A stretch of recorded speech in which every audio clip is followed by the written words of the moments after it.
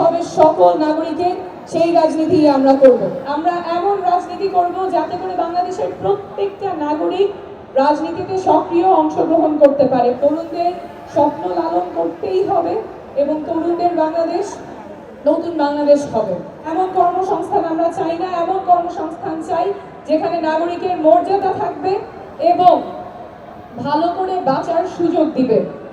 আমরা কর কাঠামো ন্যায্যভাবে ঢেলে সাজাবো যাতে করে ধনী গরিবের বৈষম্য দূর হয়। আমরা এমন রাজনীতি করব যাতে করে বাংলাদেশের প্রত্যেকটা নাগরিক রাজনীতিতে সক্রিয় অংশগ্রহণ করতে পারে, প্রত্যেকটা তরুণ রাজনীতিতে সক্রিয় অংশগ্রহণ করতে পারে। আমরা দেশ গড়তে জুলাই পর্যন্ত আমরা প্রত্যেকটা জেলায় দেখে এসেছি তরুণেরা কতখানি উচ্ছ্বাস, কতখানি উদ্দীপনা নিয়ে আমাদের সাথে যোগ দিয়েছেন। তারা ভাবছেন দেশের কথা, তারা স্বপ্ন দেখছেন দেশ পরিবর্তন হবে, তারা দেশটা পরিবর্তন করবেন। কিন্তু বারবার আমরা শুনছি তরুণদেরকে হেয় করা হচ্ছে, ছোট করা হচ্ছে, তরুণরা দেশ নিয়ে বোঝে না। ঠাকুরগাঁয়ের লামিন যে স্বপ্ন নিয়ে রাস্তায় নেমেছিল, সিরাজগঞ্জের জুবাই যে স্বপ্ন নিয়ে রাস্তায় নেমেছিল, এখন যে প্রজন্মগত রূপান্তর ঘটে গেছে, যে রাজনৈতিক সচেতনতা তৈরি হয়েছে, সেটা আমাদের লালন করতেই হবে। আমাদের তরুণ প্রজন্মকে আর আশাহত করা যাবে না, তাদের স্বপ্ন ভঙ্গ করা যাবে না, তাহলে জাতি আবার সংকটের মুখে পড়বে।